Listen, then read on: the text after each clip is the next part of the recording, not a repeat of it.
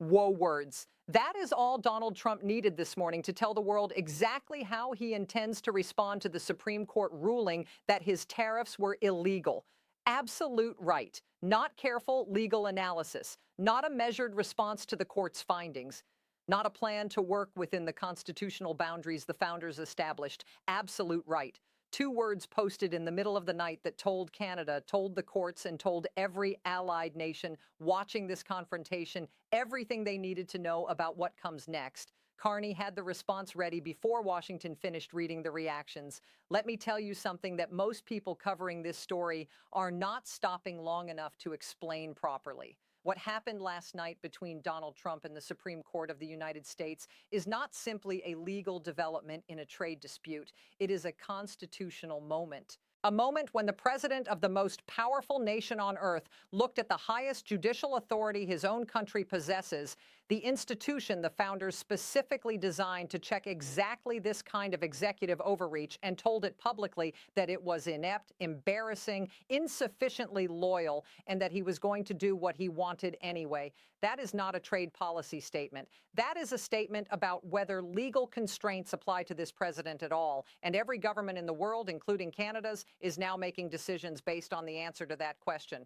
Because a president who dismisses Supreme Court rulings at midnight on social media is not a president whose next move is constrained by what the court said. He is a president whose next move is constrained only by what he believes he can get away with.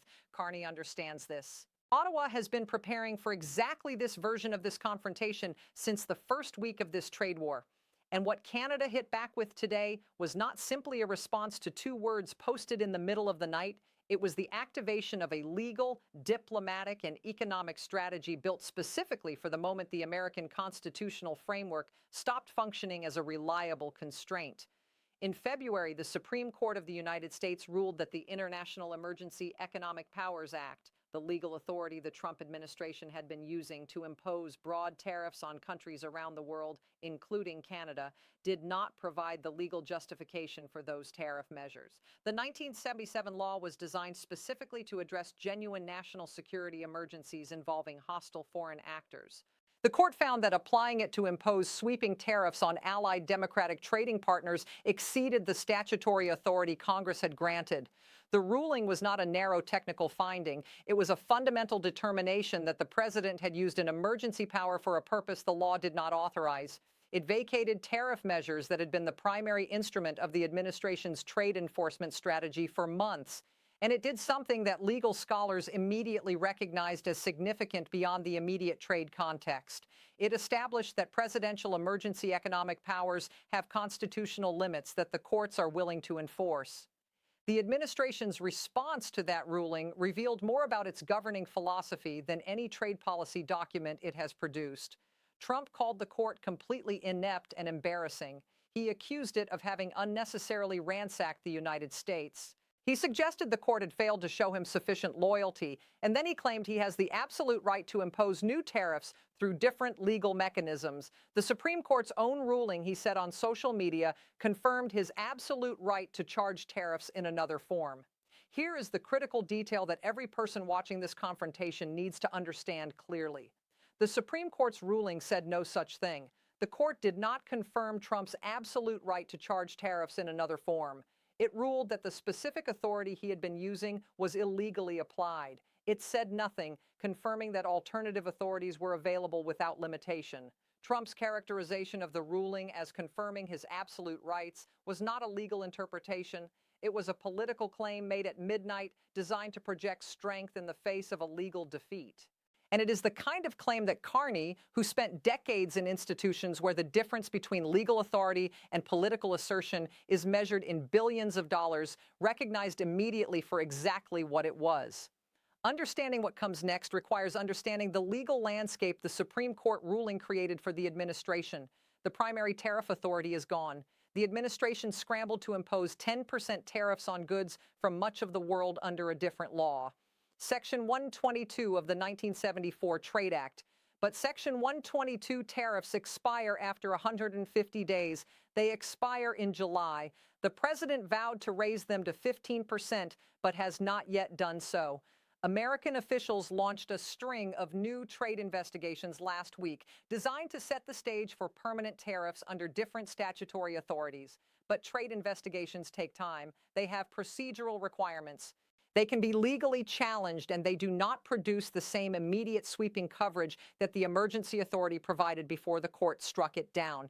What the administration is now attempting to do is reconstruct in weeks a trade enforcement architecture that took months to build the first time through legal mechanisms that each carry their own procedural constraints on a timeline that runs out in July against opponents who have spent 6 months studying every available American tariff statute and building strategies specifically designed to challenge each one. Canada is the most prepared of those opponents. And the 150-day window that the Section 122 tariffs create before they expire is a window Ottawa has been analyzing, planning around, and preparing to use since the Supreme Court challenge was first filed months ago. At 11:43 this morning, Mark Carney appeared before reporters in Ottawa.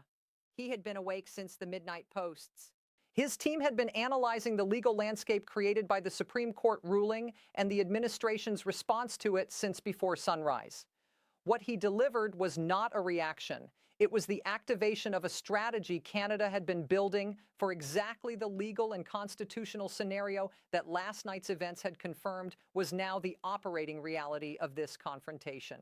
Carney opened by addressing the Supreme Court ruling directly and in terms that every ordinary person watching could understand. He said the highest court in the United States had ruled that the tariffs imposed on Canada exceeded the legal authority the American president was given by Congress.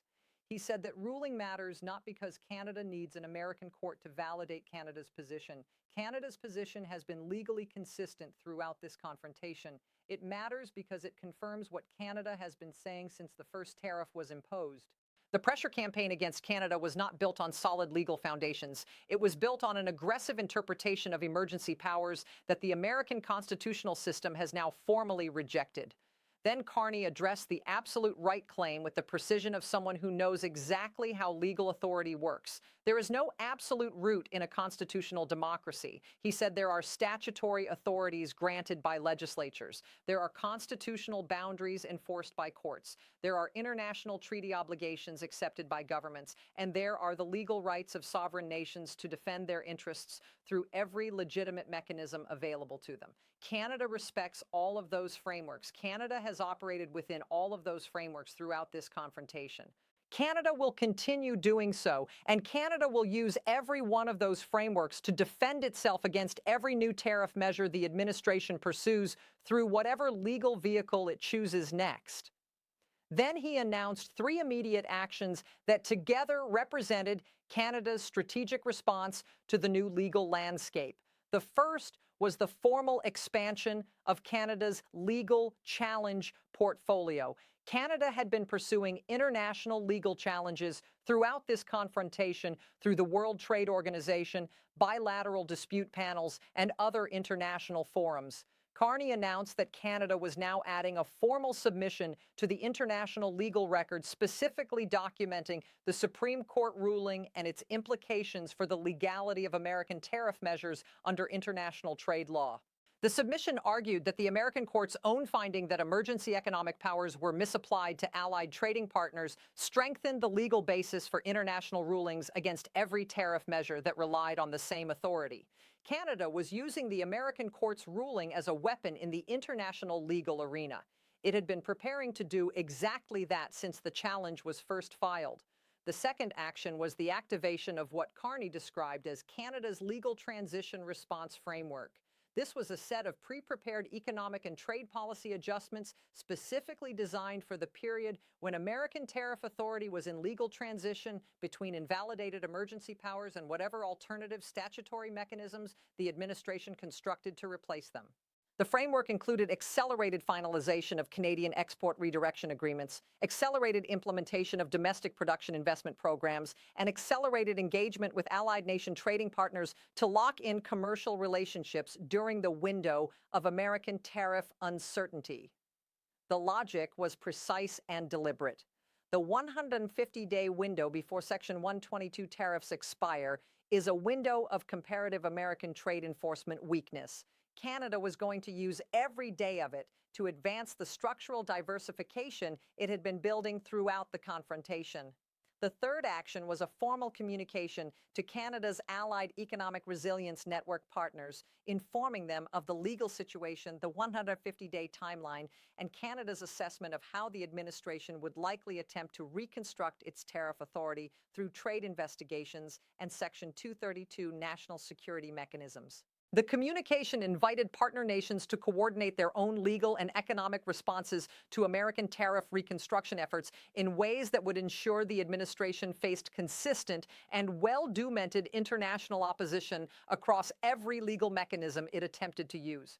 The network Canada had built for exactly this kind of coordinated response was being activated with a specificity and a timeline precision that months of preparation had made possible. Here is the deep analysis Washington does not want you to hear. The midnight posts, the absolute right claims, and the court attacks are actually telling you about the state of this trade confrontation if you know how to read them correctly. Governments that are winning trade confrontations do not attack their own Supreme Courts at midnight. They do not need to claim absolute rights that courts have just qualified. They do not scramble to reconstruct trade enforcement architecture through backup legal mechanisms on expiring timelines. They prosecute their strategy from a position of legal confidence, institutional stability, and strategic momentum. None of those three things describe the administration's position this morning. What the Midnight Post describe is a president who received a significant legal defeat, understood that the defeat created a window of weakness in his trade enforcement capability, and responded by projecting aggressive confidence through social media, because aggressive confidence is the one tool that does not require a legal foundation to deploy. The posts were not a legal strategy. They were a communication strategy designed to prevent the perception of weakness from becoming the reality of weakness before the administration could reconstruct its legal position. Carney read them that way immediately because he has spent his career in institutions where the difference between projected confidence and actual legal authority is precisely the difference that matters when real money and real sovereignty are at stake. And what Ottawa activated today was designed specifically to exploit the gap between what Trump claimed at midnight and what the legal landscape actually supports in the morning. The 150-day clock is running. The trade investigations launched last week will take months to produce actionable tariff authorities. Section 232 national security tariffs require Commerce Department findings that take time and can be legally challenged on the same grounds the emergency authority was challenged. Every legal vehicle the administration has available to reconstruct its tariff framework carries procedural requirements, timelines, and legal vulnerabilities that did not exist when the emergency authority was intact. Canada has studied every one of them. Ottawa has legal challenge strategies prepared for every one of them. And the commercial and diplomatic relationships Canada has been building throughout this confrontation are being locked in during the window of enforcement weakness before the administration can rebuild what the court took apart. Let me give you three scenarios from here. In the first scenario, the PRA investigations launched last week produced Section 232 national security findings within 60 days that allow the administration to impose new permanent tariffs on Canadian goods through a legal mechanism that has historically survived court challenge. Canada challenges the national security justification through every available international and domestic legal forum simultaneously. The legal battle extends through multiple court levels over 12 to 18 months. Canada's economy continues diversifying during the extended legal uncertainty. By the time the legal process produces final outcomes, the structural changes to Canadian trade relationships are sufficiently advanced that the leverage any tariff measure can apply has been materially reduced from its level at the confrontation's beginning. In the second scenario, the 150-day Section 122 window expires before the administration successfully constructs a replacement tariff framework with equivalent coverage. A period of significantly reduced American tariff pressure on Canada creates space for diplomatic engagement. The Allied Economic Resilience Network coordination and the commercial relationship locking that Canada is currently accelerating produce durable trade diversification during the window. Negotiations begin from a position where Canada's economic resilience has advanced materially and the administration's legal position has weakened significantly. An agreement is reached that is considerably more favorable to Canadian interests than anything the administration's original pressure campaign was designed to produce. In the third scenario, Trump's attacks on the Supreme Court and his absolute right claims accelerate a constitutional crisis inside the United States that extends well beyond the trade confrontation with Canada. Congressional members from both parties who have been watching the administration's relationship with constitutional constraints begin organizing legislative responses to protect tariff authority oversight. The international community that has been monitoring the confrontation draws conclusions about American institutional reliability that extend beyond trade policy into investment, alliance, and diplomatic relationships. Canada's decision to build resilient, independent institutions throughout this confrontation positions it as a stable and predictable partner at exactly the moment American institutional stability is most in question. The trade war Canada has been surviving becomes the foundation on which Canada builds its most significant expansion of international partnerships in a generation. Absolute right. Two words that told the world more about the current state of this trade confrontation than any press release, any tariff schedule, or any formal policy document the administration has produced in 6 months. They told the world that the primary legal authority is gone, that the replacement authorities are temporary and constrained, that the administration's response to legal defeat is attack and assertion rather than adjustment and compliance, and that the president believes projecting confidence at midnight can substitute for the legal foundation a court just removed. Carney had the response ready before Washington finished reading the reactions, because the response was not built for 2 midnight words. It was built for the moment those words represented. The moment the legal architecture of American tariff authority entered a period of genuine vulnerability. The moment the 150-day clock started running on the only remaining broad tariff authority the administration possesses. The moment Canada's 6 months of preparation found the opening it had been built to exploit. 2 words at midnight.